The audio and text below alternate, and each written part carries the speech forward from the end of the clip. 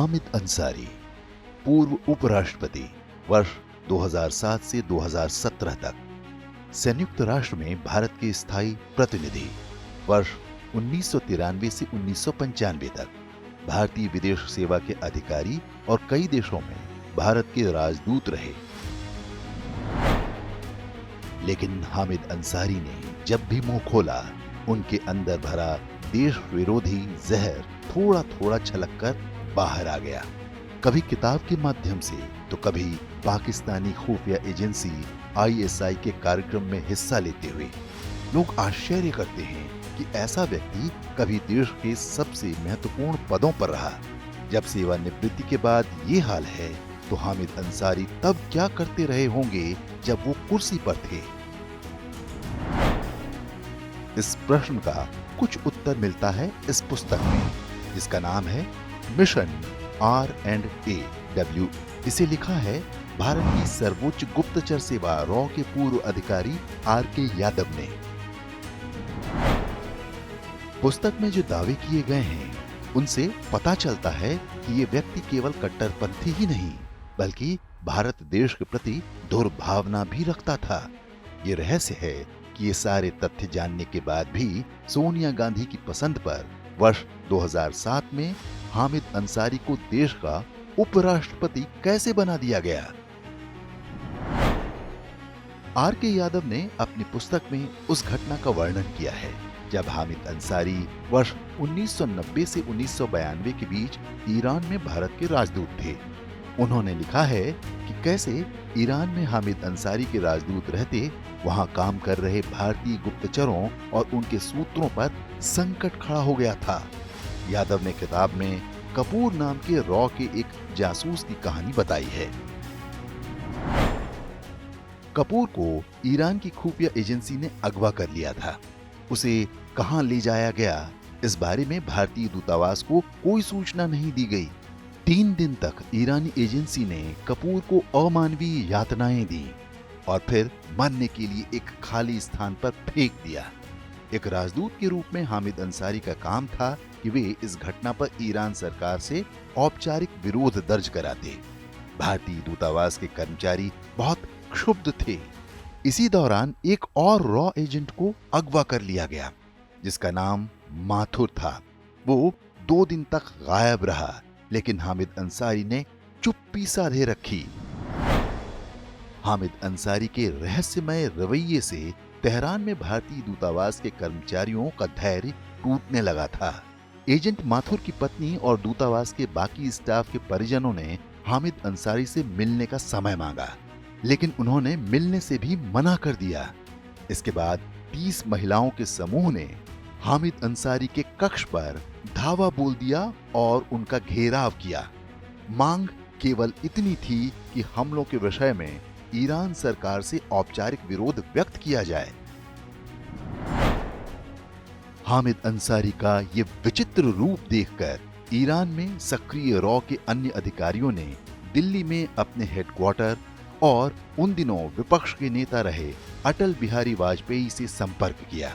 इसके बाद जाकर विदेश मंत्रालय सक्रिय हुआ।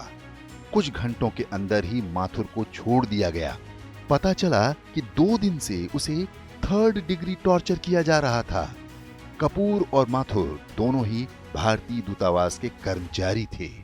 भारतीय गुप्तचर संस्था रॉ ईरान में अपने जासूस इसलिए भेजती है ताकि वो वहां रहकर पाकिस्तान की गतिविधियों पर नजर रख सकें।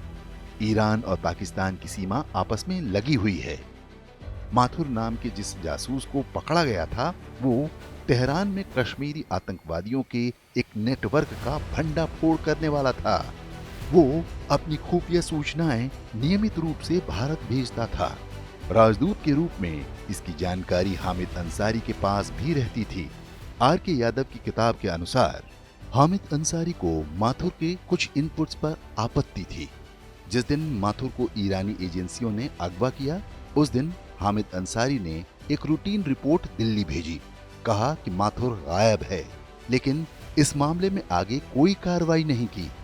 RK यादव के अनुसार तेहरान से रॉ के अधिकारी NK सूद ने दिल्ली में उनके पास फोन किया और पूरे घटना की जानकारी दी। अगले दिन यादव ने विपक्ष के नेता अटल बिहारी वाजपेयी से मुलाकात की। वाजपेयी ने तब के प्रधानमंत्री नरसिंह राव से मिलकर उन्हें घटना की जानकारी दी। इस पर नरसिंह राव ने तेजी से कार्रवाई की और माथुर को ईरानी अफसरों ने फौरन छोड़ दिया। इसके बाद माथुर को वापस दिल्ली बुला लिया गया। दोनों जासूसों के इनपुट्स के आधार पर रॉ के एक सीनियर अफसर को जांच के लिए तेहरान भेजा गया। उसने रॉ के सचिव को सौंपी रिपोर्ट में बताया कि हामिद अंसारी का रवैया संदेहास्पद है। आर के यादव ने अपनी पुस्तक में लिखा है कि कुछ दिन बाद ही तेहरान में भारतीय दूतावास के सुरक्षा अधिकारी मोहम्मद उमर से ईरान की खुफिया एजेंसी ने संपर्क किया और अपने लिए काम करने का ऑफर दिया। उमर ने इसे अस्वीकार कर दिया और प्रोटोकॉल के अनुरूप राजदूत हामिद अंसारी को औपचारिक जानकारी दे दी। कुछ दिन के अंदर ही मोहम्मद उमर को अगवा कर लिया गया। उसे बुरी तरह मारा पीटा गया और तेहरान के एक बाहरी इलाके में फेंक दिया गया। इस बार भी हामिद अंसारी ने ईरान के अधिकारियों से कोई विरोध दर्ज नहीं करवाया। इतना ही नहीं, उन्होंने दूतावास के कर्मचारियों को निर्देश दिया कि वो इस बारे में मुंह बंद रखें। जब बुरी तरह से घायल मोहम्मद उमर को दूतावास लाया गया तो हामिद अंसारी ने उनको भारत वापस भेजने की कोशिश शुरू कर दी। इस पर रॉ के बाकी ऑपरेटिव्स ने विरोध दर्ज कराया। वहां पर रॉ के स्टेशन चीफ वेणुगोपाल ने राजदूत हामिद अंसारी का आदेश मानने से इनकार कर दिया। तो क्या हामिद अंसारी भारत के साथ गद्दारी कर रहे थे? इस प्रश्न का उत्तर भी इसी पुस्तक में मिलता है।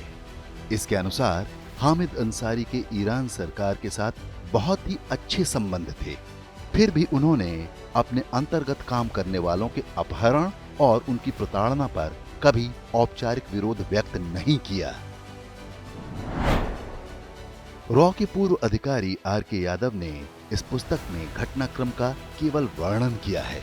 उन्होंने हामिद अंसारी की भूमिका पर कोई टिप्पणी नहीं की है, लेकिन समझने वालों के लिए पर्याप्त है कि हामिद अंसारी वास्तव में क्या कर रहे थे। क्या ये संदेह पैदा नहीं होता कि गुप्तचरों को पकड़वाने का काम कोई और नहीं बल्कि भारतीय राजदूत ही कर रहा था? ईरान में सक्रिय भारतीय जासूसों की रुचि ईरान में नहीं, पाकिस्तान की गतिविधियों में होती है। ये बात ईरान के अधिकारी भी अच्छी तरह जानते हैं। फिर भी एक के बाद एक भारतीय एजेंटों का वहां पकड़ा जाना ये बताता है कि कोई अंदर का व्यक्ति पाकिस्तान के हितों को सुरक्षित करने के लिए काम कर रहा था। वो घर का भेदी कौन था कहने की आवश्यकता नहीं है। हामिद अंसारी ने उपराष्ट्रपति रहते हुए जो काम किए वो कहीं से भी सामान्य नहीं कहे जा सकते। राज्यसभा के सभापति के रूप में वे कभी निष्पक्ष नहीं रहे। अपने कार्यकाल के दौरान उन्होंने राज्यसभा टीवी को जिहादियों और शहरी नक्सलियों का अड्डा बना दिया था। अपने कार्यकाल के अंतिम दिन एक साक्षात्कार में उन्होंने कह दिया कि भारत में मुसलमान सुरक्षित नहीं हैं। हामिद अंसारी ने मुसलमानों के लिए अलग शरिया अदालतों का भी समर्थन किया था।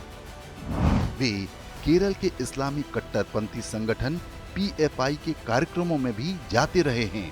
पीएफआई पर आतंकी हमलों के भी आरोप हैं।